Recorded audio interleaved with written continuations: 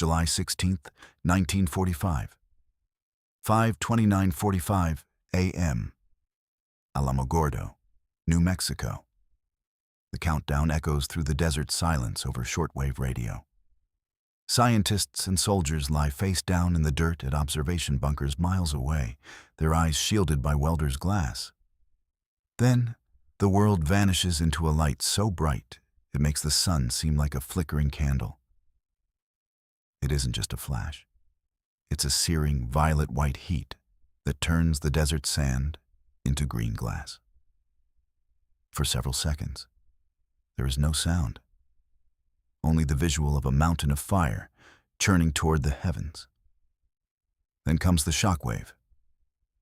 It hits the observers like a physical blow, a roar that echoes off the mountains and rumbles for hundreds of miles. In the bunker, Oppenheimer watches the mushroom cloud boil up into the stratosphere. As the dust settles, a line from the Bhagavad Gita flashes through his mind. "Now I am become death, the destroyer of worlds." Beside him, Kenneth Bainbridge, the test director, whispers a more grounded truth.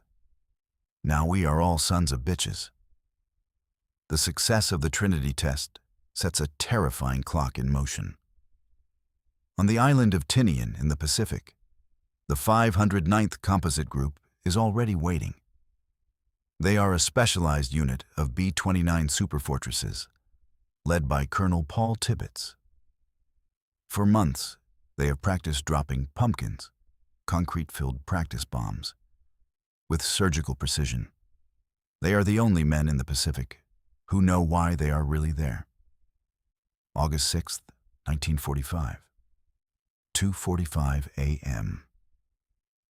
The Enola Gay lifts off from the coral runway of Tinian, heavily laden with a 9,700-pound monster named Little Boy. Inside the bomb bay, your Captain William Deke Parsons is gingerly inserting the powder charges to arm the weapon. There is no turning back. 6 hours later, the city of Hiroshima appears through the plexiglass nose of the bomber. At 8:15 local time, the bay doors swing open. The aircraft jerks upward, suddenly light, as the bomb falls away. Tibbets dives the massive B-29 into a violent 155-degree turn, pushing the engines to their limit to escape the coming blast. 43 seconds later, the city disappears. A single weapon has done the work of a 1,000-bomber raid.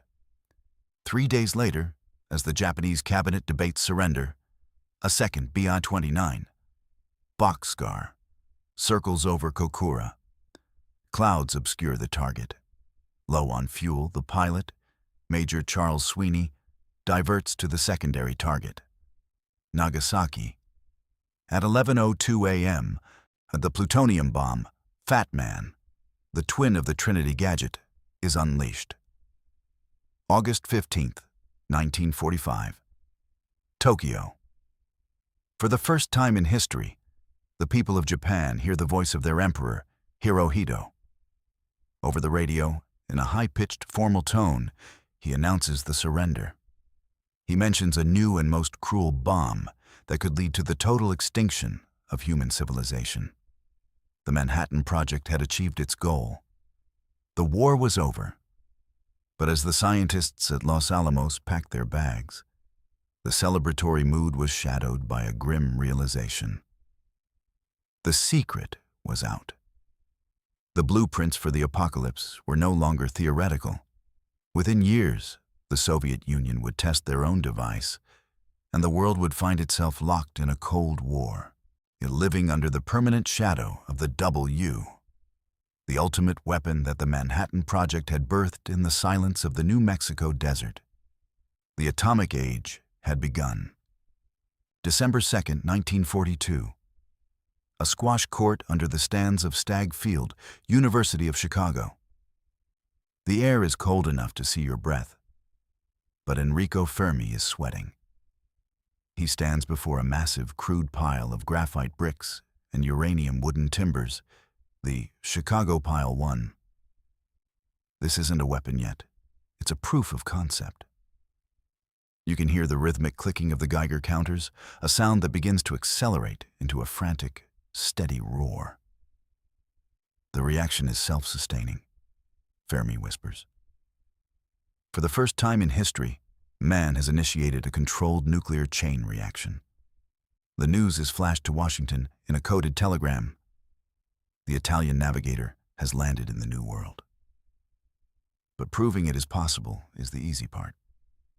Building it is a nightmare of industrial scale. But while Oppenheimer's longhairs at Los Alamos debate the physics of implosion, General Groves is commanding a literal empire.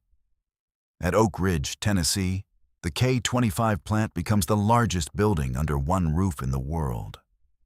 Thousands of young women, many fresh out of high school, sit at massive control panels called calutrons. They have no idea what they are doing. They are told to watch the needles and adjust the dials to keep them steady. If they ask too many questions, they are replaced. They are separating the rare isotope uranium-235 from the common U-238, one microscopic atom at a time. Meanwhile, in the desert of Hanford, Washington, B reactor rises, the first large-scale nuclear reactor ever built. Here, the goal is even more alchemical: to transmute uranium into a brand new element, plutonium. And the heat generated is so intense that the Columbia River must be diverted just to cool the core. Back at Los Alamos, the tension is reaching a breaking point. It is now late 1944. The scientists are split into two camps. One group is working on Thin Man, a gun-type weapon that fires one piece of uranium into another. It's simple, reliable, but the supply of U-235 is agonizingly slow. The second group, led by the brilliant Seth Nettermeyer and the explosive-obsessed George Kistiakowsky, is chasing a much more radical idea: implosion. They must surround a core of plutonium with lenses of high explosives, all of which must detonate within a fraction of a microsecond of each other to squeeze the metal into a critical mass. If the timing is off by even a hair, the bomb will fizzle, a multi-million-dollar dud. The scientists are working 18-hour days. Oppenheimer is down to 115 pounds, living on black coffee and cigarettes.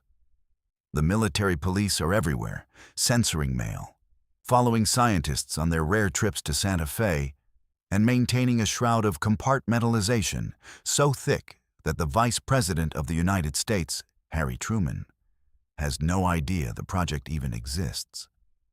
May 7th, 1945. News reaches the Mesa. Germany has surrendered. The original motivation, to beat Hitler to the bomb, is gone. A wave of moral hesitation ripples through the labs. Some scientists, like Leo Szilard, begin to argue that the weapon should only be demonstrated, not used on people. But the machine Groves has built is now too big to stop. Billions have been spent. The thousands of American soldiers are dying in the Pacific as they crawl toward the Japanese home islands. The focus shifts. The target is no longer Berlin. It is the Japanese Empire. But before the weapon can be deployed, they must know if the complex implosion design actually works. They need a test. July 15th, 1945. The Jornada del Muerto, the journey of the dead man. New Mexico. A 100-foot steel tower stands lonely in the desert. At the top sits the Gadget, a spherical tangle of wires and high explosives. A massive thunderstorm is rolling across the desert, lightning striking the ground near the tower. Groves is furious, threatening the meteorologists. Oppenheimer is leaning against a post, his hands shaking.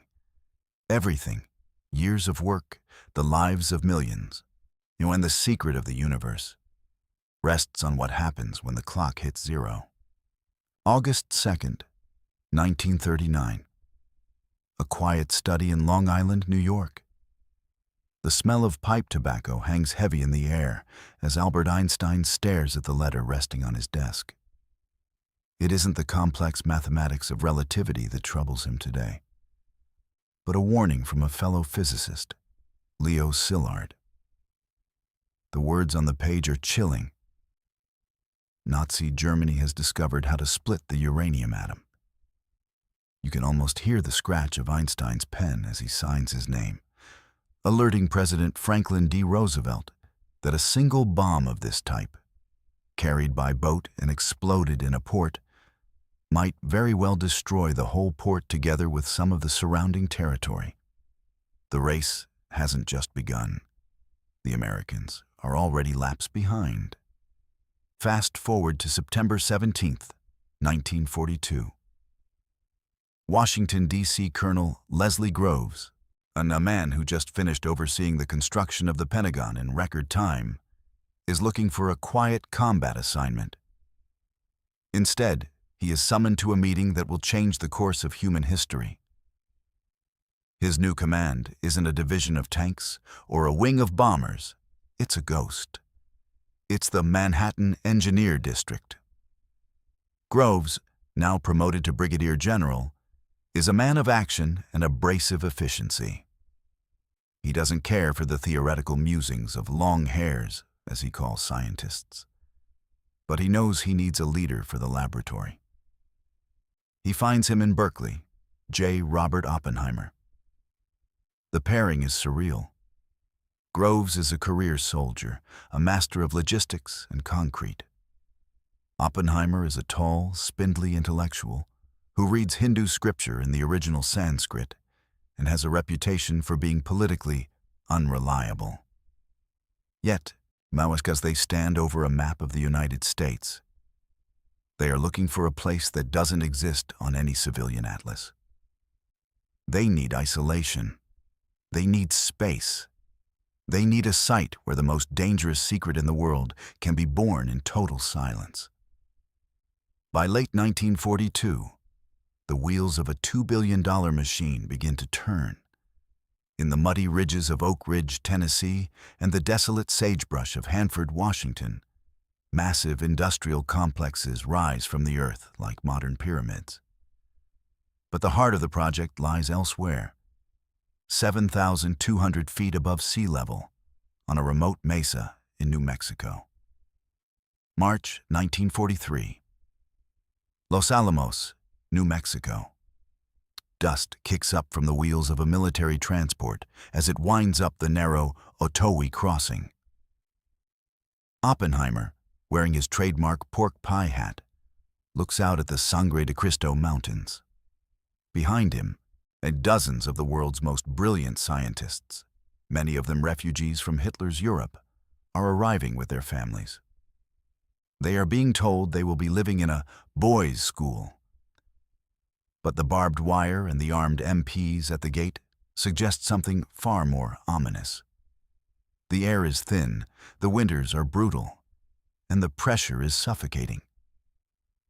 They are no longer just physicists. They are now cogs in a military machine. Their mission is singular: to take the invisible power of the atom and harness it into a weapon of mass destruction before the scientists in Berlin can do the same.